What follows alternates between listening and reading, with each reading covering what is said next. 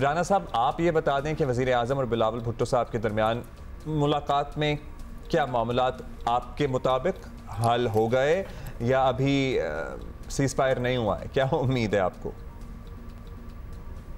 जी, ये कल जो हमारी मीटिंग हुई है वज़ीर आज़म और बिलावल भुट्टो ज़रदारी साहब की, वो बहुत ही खुशगवार माहौल में हुई है और तमाम हुकूमती मामलात के ऊपर जो है वो सैर हासिल डिस्कशन हुई और लीडरशिप ने एक जो है वो उन्होंने एक लाहेअमल एक जो है वो सिमत दी और उसके बाद फिर 2 कमेटीज़ जो है वो उन्होंने तरतीब दी हैं, जिनमें कल जो है वो उनका इजलास जो है वो होगा।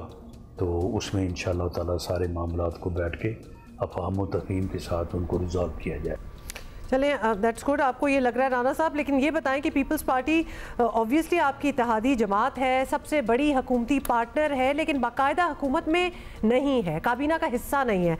तो आप के ख्याल में क्या अब वक्त आ गया है कि तमाम इत्तेहादी जिम्मेदारियां जो हैं उनको डिवाइड किया जाए, तकसीम करें पावर्स और इख्तियारात के साथ, ड्यूटियाँ भी ऑब्वियसली सब अदा करें, everybody should be a part of it?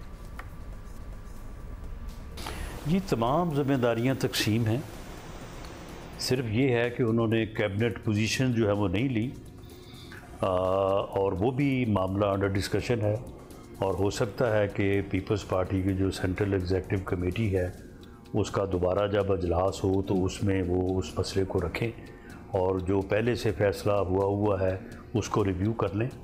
बाकी वो तमाम हुकूमती मामलात में पूरी तरह से शामिल हैं, पूरी तरह से हुकूमत का वो हिस्सा है। हर चीज़ जो है वो बाहमी मुशावरत से हो रही है।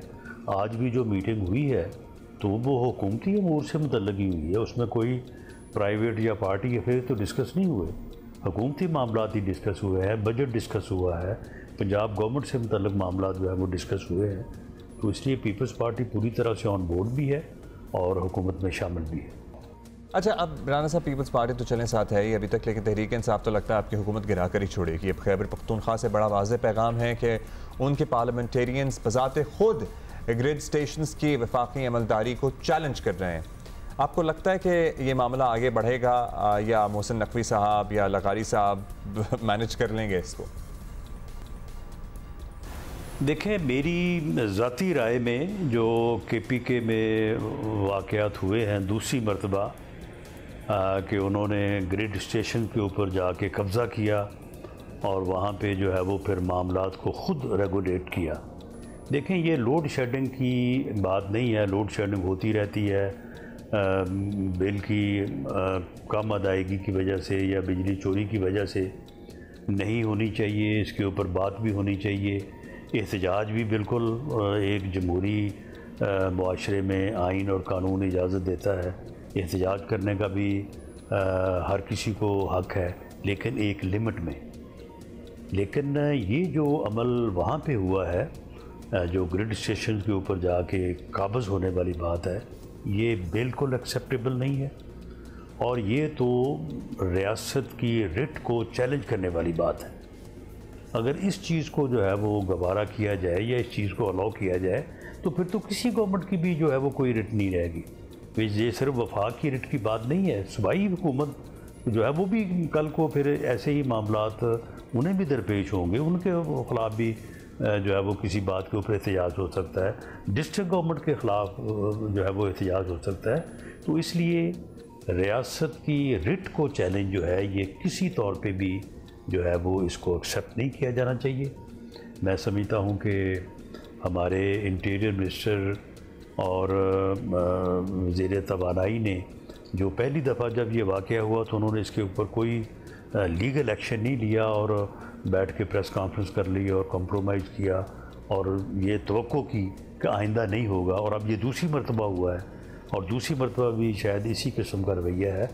तो मैं तो बिल्कुल इस रवैये से मुत्तफ़िक नहीं हूँ और मैं समझता हूँ कि रियासत की रिट जो है वो हर कीमत पे कायम रहनी चाहिए। ये सिर्फ किसी हुकूमत की ज़रूरत नहीं है, ये जो है रियासत की ज़रूरत है, ये कौम की ज़रूरत है, क्योंकि इस रिट के बगैर तो फिर जो है वो पूरा मुआशरा जो है एक अफरा तफरी और अनारकी के सुपुर्द हो जाएगा। राना साहब, रिट को चैलेंज नहीं होने देंगे वाला मामले से बात आगे चलेगी। ये रिट को चैलेंज ही किया जा रहा है और ये हो रही है, इसको आप देख लें। तो आप ये बताएं कि अब अगर आप खैबर पख्तूनख्वा हुकूमत आपकी बात नहीं मानती तो और कोई कॉम्प्रोमाइज़ वगैरह भी नहीं करते तो फिर क्या ऑप्शन होगा आपके पास? क्योंकि ऑब्वियसली वज़ीर आज़म के मुशीर हैं आप, क्या मशवरा देंगे?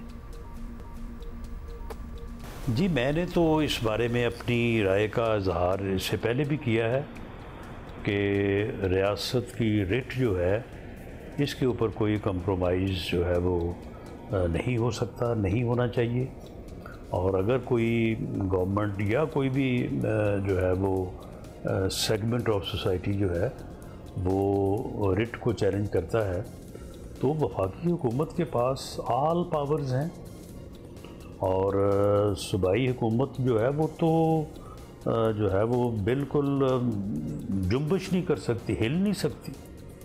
ये बड़के छड़के जितनी मर्जी गंडापुर साहब मारते रहें, वरना तो उनकी कोई मजाल नहीं है कि वो वहाँ पे जो है वो कोई हरकत जो है वो कर सके या वफाक को जो है वो चैलेंज कर सके।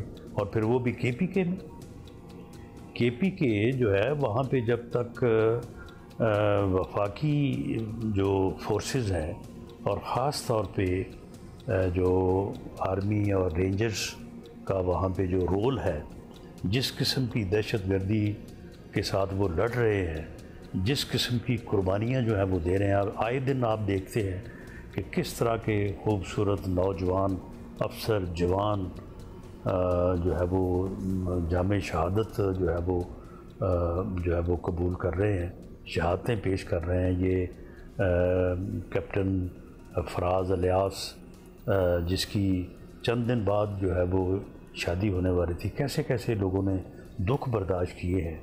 तो ये वो कुर्बानियाँ हैं जिसकी वजह से KPK में हुकूमत कर रहे हैं गंडापुर साहब तो वहाँ पे जो है वो एक दिन नहीं गुजार सकते। तो इसलिए उन्हें भी ऐसा नहीं करना चाहिए।